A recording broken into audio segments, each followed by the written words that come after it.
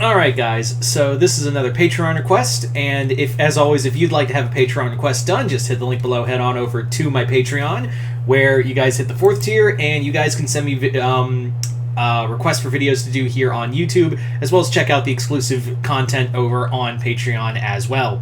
So, our first one today is going to be a fun one, where this video is requested by Alistair Boneman, who asked me to do a version of Dark Crisis.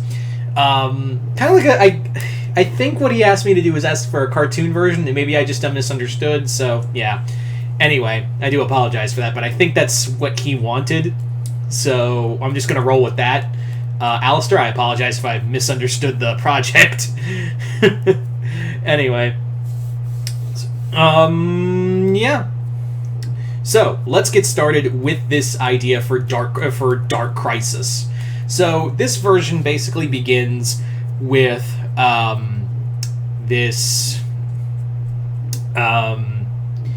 with basically the sky going black across the planet. Like, the sky's just gone completely pitch black, and in response, all, like, these major superheroes go to battle them. Danny Phantom, Kim Possible, Jake Long, Jenny, Transformers, G.I. Joe, all of them unite to go and do battle with this, whatever this force is.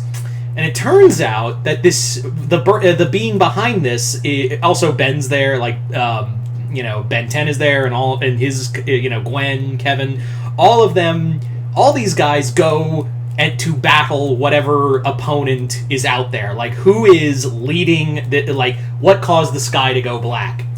And yeah, turns out it was Danny's evil alternate timeline version of himself. It was his evil, it's Dan Phantom.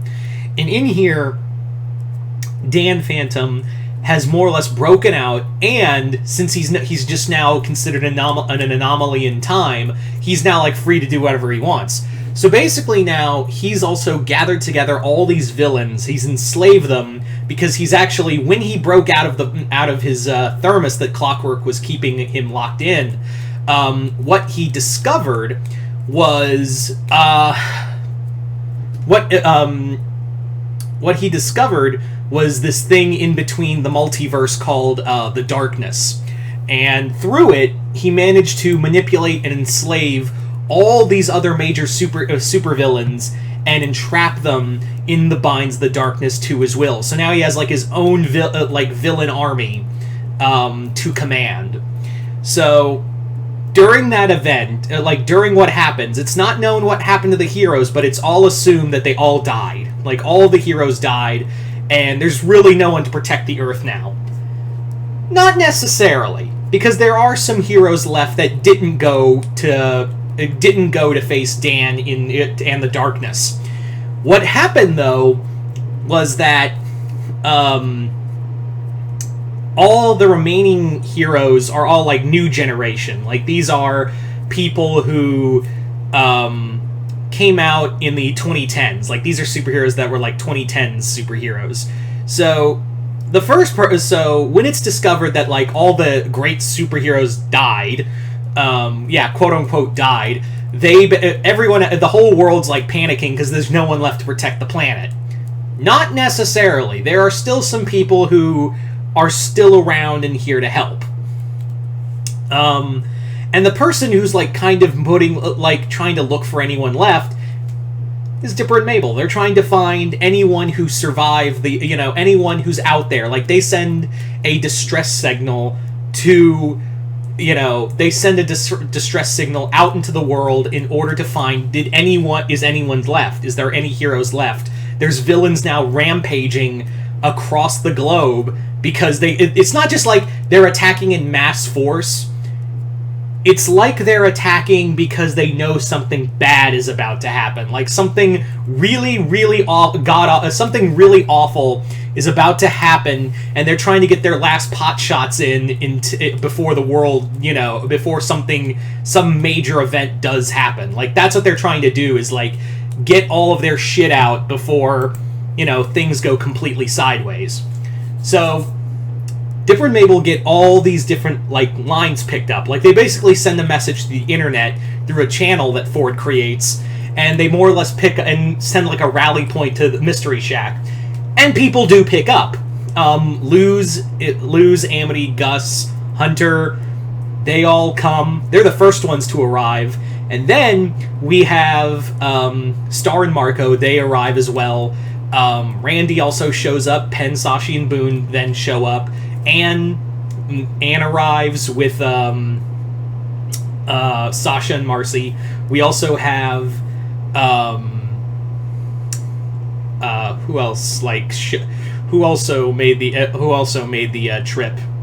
Wander, the message was so strong it went out into space, and Wander and Sylvia arrived as well. You have the local heroes from Arizona, from Kid Cosmic. I really should talk more about Kid Cosmic. It's a really fucking great show. So yeah, Kid Cosmic and the local heroes also arrive. So it's really just kind of them. It's really them and a few, like the Ninja Turtles arrive, the Street Sharks, all these other like lesser known and new age superheroes are all that's around. And really they've been all dealing with their own problems because these villains have just been going nonstop. And they're all like, well, you called us all together, do you have a plan? And Dipper goes, I don't. I don't have a plan, because I'm like, I didn't think I'd get this far, and we're battling like insurmountable odds here. We are really just, I am making this up as I go along. So this new group of heroes are really all that stands between Dan Phantom and his new villain army. But they're even overwhelmed battling the villains everywhere. Like, they are still vastly outnumbered, and they don't know what happened if Danny and the other superheroes survived or not. That's the other thing, they don't know what's going on. So what happens is that when things get pretty dark, that's when help arrives in the form of the really classic superheroes, like Space Ghost, an adult Johnny Quest, or like old man Johnny Quest. You have the Genie Shazam. You have like the old Hanna-Barbera superheroes now arrive. Like the Hanna-Barbera superheroes have now arrived and joined, just like how the JSA arrived and were like, hey, we're here too. Why didn't you call us first? So they all arrive, and now that they have reinforcements, it's now time to take on Dan and his enslaved army of darkness, essentially. So, what happens? What Danny's been doing, what Dan Phantom has been doing, is not only did he didn't kill the heroes, he put them all in like dream states and has been using their energy to feed the darkness while they've been all living out lives kind of like in the Superman story, The Man Who Has Everything, where they're kind of living their own little perfect lives and just kind of, unwittingly, helpingly destroy what is essentially like the pillars of the multiverse. They've basically been going around destroying the pillars of the multiverse. And how has Dan been traversing the multiverse? He's literally been using Unicron like an enslaved battleship and traveling the multiverse, destroying the pillars of the multiverse, and wrecking everything he sees. Like, he's literally just destroying multiverses, and the people who can get out of the world are like Penn, Sashi, and Boone have been jumping from multiverse to multiverse, world to world, grabbing as many people as they can and getting them to Earth until they find a way to restore the worlds. So Korra and her version of Team Avatar is alive. They've joined. You have She-Ra. You have She-Ra and the Princesses of Power.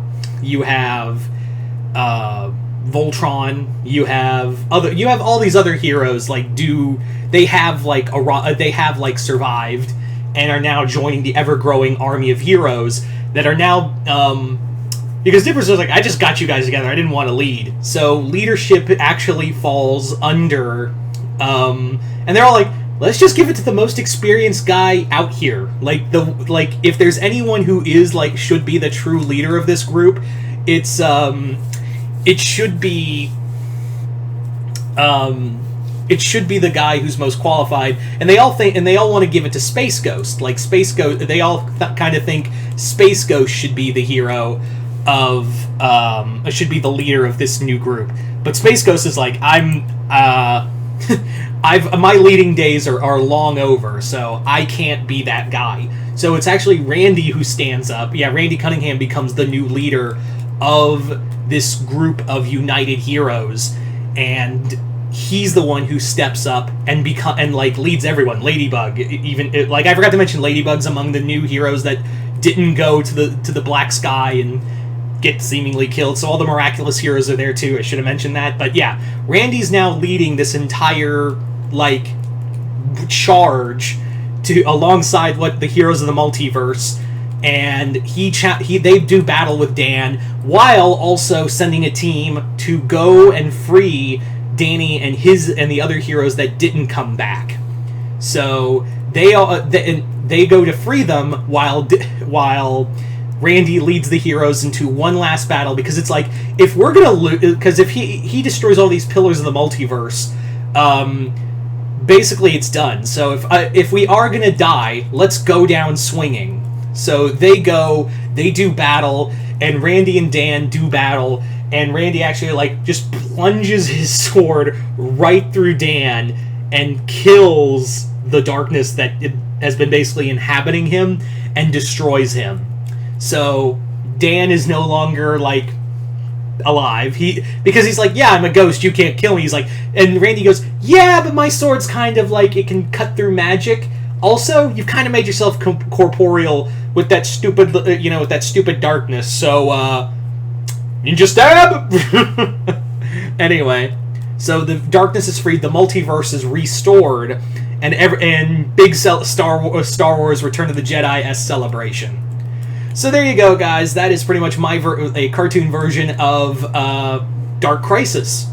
So there you go, guys. Hope you all enjoyed this. I'd like to thank Alistair Bowman for this video. I know it wasn't exactly what he wanted. I don't think it was. I don't think I understood it, and I apologize for that. But hopefully he likes this, and I hope all you guys enjoyed it too. Anyway, so you guys tell me in the comments below, what did you guys think of this version of Dark Crisis? Like it, hate it, this cartoon version of Dark Crisis. You guys like it, hate it? Comment below, let me know. Like I said, if you'd like to have a Patreon request done too, just hit the link below, head on over to my Patreon, hit the 4th tier, where you guys can send me requests for videos to do here on YouTube. But other than that, I'm Mr. Multiverse. I'll see you next time in the Multiverse.